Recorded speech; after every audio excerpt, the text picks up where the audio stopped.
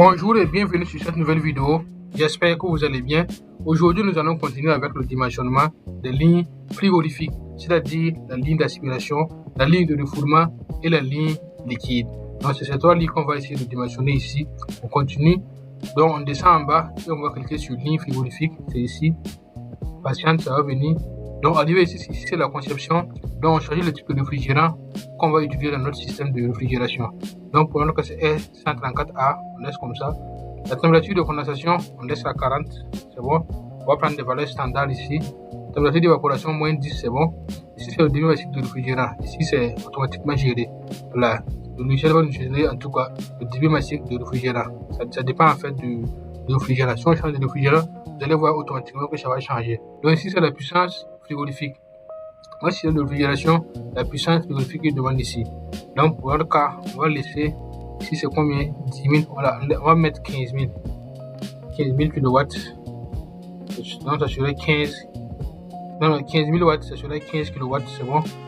Sur le broyage du liquide, on laisse ça à 4, c'est bon. Sur chauffe de la vapeur, 5, c'est bon. Donc, ici, c'est la ligne frigorifique maintenant qu'on va essayer de dimensionner. Ici, c'est la longueur. Donc, dans un système de réfrigération, on a en tout cas la ligne d'aspiration, ligne de refoulement et aussi la ligne liquide. Donc, on va essayer d'additionner tout pour avoir la longueur totale. Donc, pour notre cas, on va laisser à 10 mètres, c'est bon. Continue. La température ambiante, c'est 35. On va mettre 35. 35, c'est un peu faible.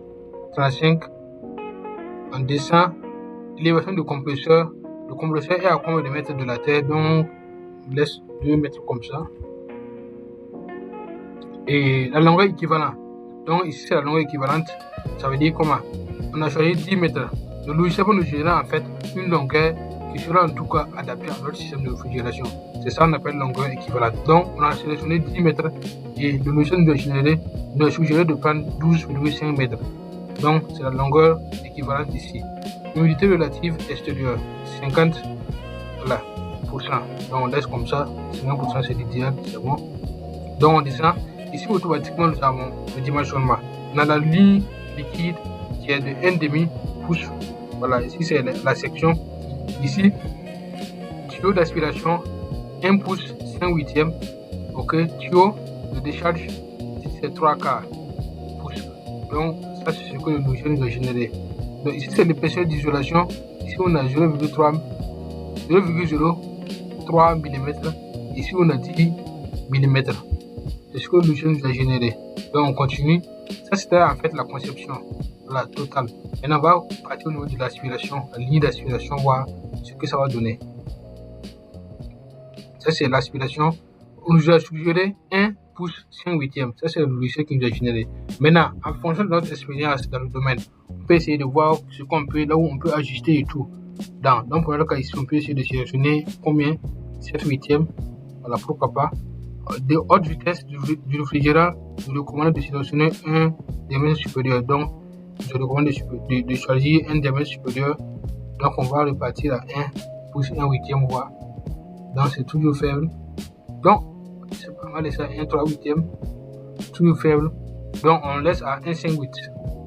Voilà, c'est bon. On va laisser le logiciel nous suggérer ces valeurs. Et en tout cas, après les différents résultats là, on va essayer d'analyser maintenant, voir ce qu'on peut faire. Voilà. Donc ici c'est le diamètre nominal, c'est 1 5/8, c'est bon.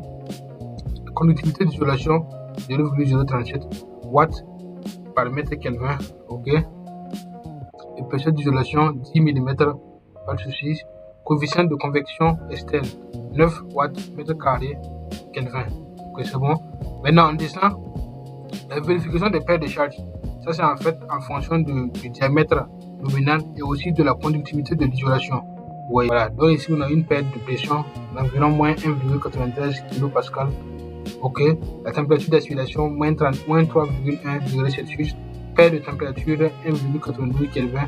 Température de vapeur saturée moins 10 là, 2 degrés Celsius. Vérification de perte de puissance. On a environ 0,92% de perte pour le compresseur. Perte côté froid 1,59, 1,6 comme ça pour ça. Ok. Vérification de l'entraînement d'huile Ici, c'est environ 8,63 mètres par seconde. Ok, vitesse minimale de traînée 4,72 mètres par seconde. Donc, c'est un peu ça les différentes valeurs que le logiciel nous a générées.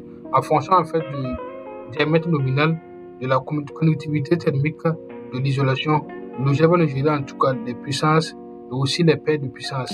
Voilà, les paires de charge, les paires de puissance, en tout cas de la ligne d'aspiration. Donc, ici, c'est la ligne d'aspiration. Si c'est bon, on va continuer avec la ligne liquide.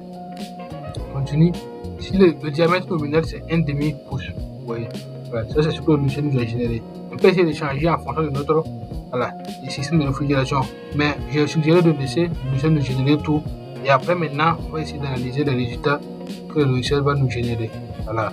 Donc, on laisse les 1 sur 2 pouces. C'est bon. Ici, c'est la conductivité thermique côté liquide. On a 0,037 watts mètre Kelvin. C'est bon. Ici, l'épaisseur d'isolation, c'est 0,03 mm. Voilà. L'autre, c'était 10 mm. Ici, c'est 0,03 mm. Ok. Voilà. C'est pas la même chose. Hein. Voilà. Côté liquide et puis côté aspiration, ça peut être la même isolation. Voilà. Donc, ici, c'est la vérification des paires de charge. Il faut toujours vérifier la paire de charge, voir est-ce que le diamètre qu'on a sélectionné, est-ce que ça sera adapté à notre système? Est-ce qu'il n'y aura pas beaucoup de pertes? C'est tout ce qu'on doit voir en fonction de tout pour pouvoir choisir le diamètre. Voilà. Et puis aussi les conductivités de l'isolation. Voilà. Donc, on continue la vérification de condensation. La température superficielle, la 36 degrés Celsius. Ok. Température de rosée 23. Ok. Donc, ici, c'est calcul de charge. Charge de réfrigérant environ 1,12 kg. Donc, on ne doit pas dépasser cette limite-là. Voilà, 1,12 kg. C'est ce que le logiciel nous a généré. Donc, si on dépasse ça, après, s'il y a des soucis, en tout cas, on doit les assumer. Parce que quand on prend les systèmes de réfrigération, c'est parce que c'est R134A même là. Si c'est le réfrigérant inflammable, il faut vraiment respecter la charge du réfrigérant suggérée par le logiciel ou suggérée par les fabricants. C'est très très important.